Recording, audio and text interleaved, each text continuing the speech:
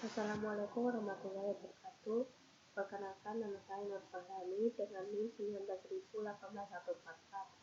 Berikut adalah makalah terkait pelanggaran etika dan sanksi di bidang teknologi informasi. Untuk bab 1, pendahuluan. Latar belakang. Perkembangan teknologi yang semakin berkembang, begitu juga dengan kebutuhan manusia akan teknologi semakin tinggi. Salah satunya adalah kemunculan internet yang berkembang pesat. Semakin pesatnya perkembangan teknologi internet ini juga menyebabkan perubahan dalam beberapa etika manusia di bidang industri. Internet memudahkan manusia dalam menggunakan dan memahami sesuatu, karena semua hal yang ada di internet dapat dengan mudah dipelajari. Namun, perlu berhati-hati dalam penggunaan internet ataupun teknologi yang terhubung oleh internet sekarang ini. Hal tersebut dikarenakan banyaknya kasus pelanggaran etika dalam penggunaan teknologi internet. Beberapa rumusan masalah yang dijabarkan pada makalah ini yaitu yang pertama, bagaimana bentuk pelanggaran etika di bidang teknologi informasi dan apa sanksi yang didapat oleh pelaku pelanggaran etika di bidang teknologi informasi. Tujuannya yaitu untuk mengetahui pelanggaran etika di bidang teknologi informasi beserta sanksi yang dikenakan terhadap pelanggaran yang dilakukan. Selanjutnya bab 2 yaitu pembahasan. Yang pertama yaitu pelanggaran etika profesi di bidang teknologi informasi. Berikut ini adalah beberapa contoh kasus pelanggaran etika profesi dalam bidang teknologi informasi. Yang pertama ada pembajakan software. Kasus ini yaitu berkaitan dengan instalasi software yang ditawarkan oleh pihak-pihak jasa instalasi dengan harga yang sangat murah. Padahal harga dari lisensi sebuah software sangatlah mahal, bahkan mencapai harga jutaan. Hal ini adalah pekerjaan yang tidak beretika baik. Sebuah software yang digunakan adalah hasil kerja keras dari seseorang. Meskipun software yang digunakan adalah original, akan tetapi jika didapat secara gratis tanpa memberi lisensi, hal tersebut akan termasuk dalam kategori pembajakan. Selanjutnya yaitu spam. Pelanggaran etika dalam berinternet yaitu dengan cara kejam membanjiri banyak pesan berulang-ulang atau spam.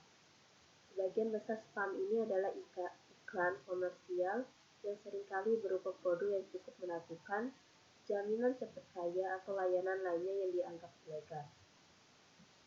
Yang ketiga adalah virus. Menginfeksi sebuah komputer dengan virus adalah pelanggaran etika yang terjadi di bidang teknologi informasi. Virus komputer adalah jenis program perangkat lunak yang berbahaya jika dijalankan.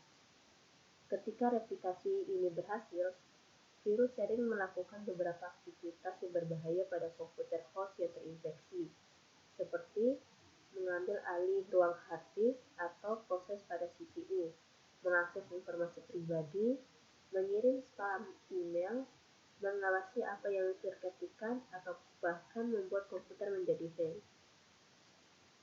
Kasus yang keempat yaitu bullying. Bullying ini adalah penggunaan kekerasan, ancaman, atau pemaksaan untuk menyalahgunakan, intimidasi atau secara agresif mendominasi orang lain menggunakan media sosial. Selanjutnya yang kelima yaitu cutting. Cutting ini adalah perdagangan kartu kredit, rekening bank, dan informasi pribadi lainnya secara online.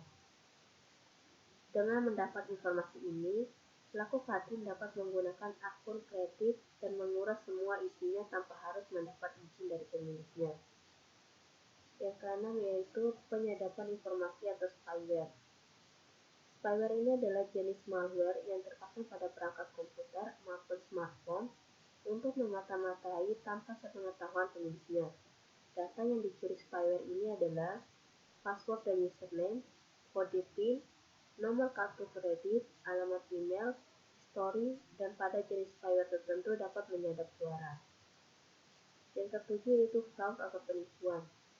Secara hukum, fraud ini adalah penipuan yang disengaja untuk menguntungkan untuk keuntungan yang tidak adil atau melanggar hukum, menyalahi kode etik.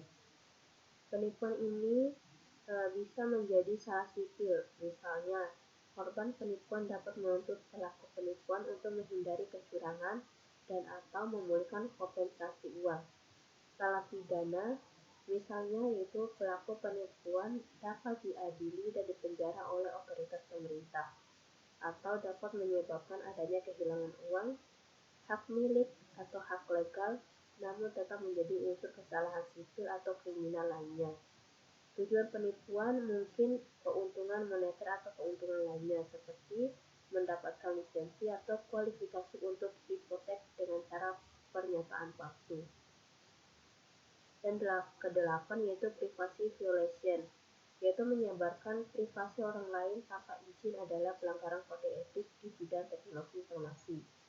Setiap individu memiliki privasinya masing-masing yang tidak ingin diketahui oleh publik, misalnya kegiatan pribadi, aktivitas pribadi, dan lain-lain. Selanjutnya itu pembahasan terkait sanksi pelanggaran etika di bidang teknologi informasi. Yang pertama itu sanksi pelanggaran etika, yaitu pembajakan software yang termuat pada pasal 72 ayat 33 Undang-Undang Hak Cipta yang disebutkan sebagaimana barang siapa dengan sengaja dan tanpa hak memperbanyak penggunaan untuk kepentingan komersial suatu program komputer dipidana dengan pidana penjara paling lama 5 tahun atau denda paling banyak 500 juta rupiah.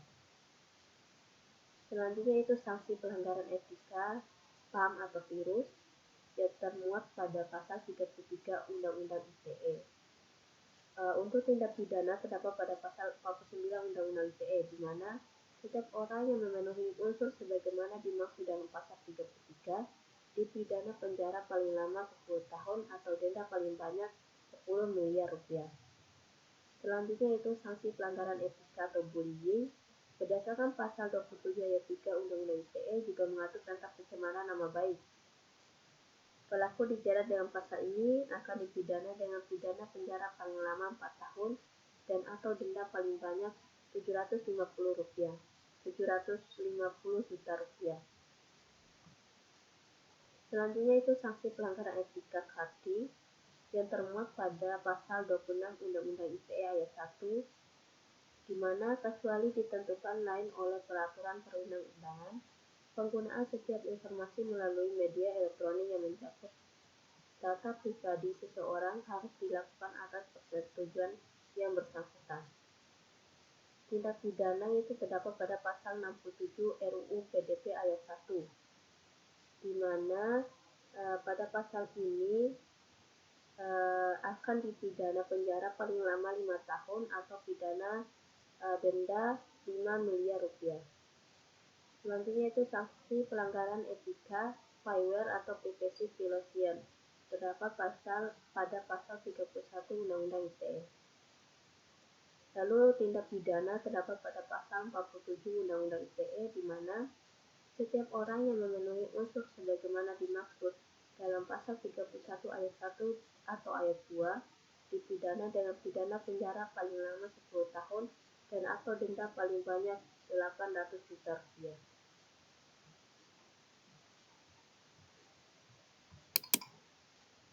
Bab 3 penutup. Kesimpulan,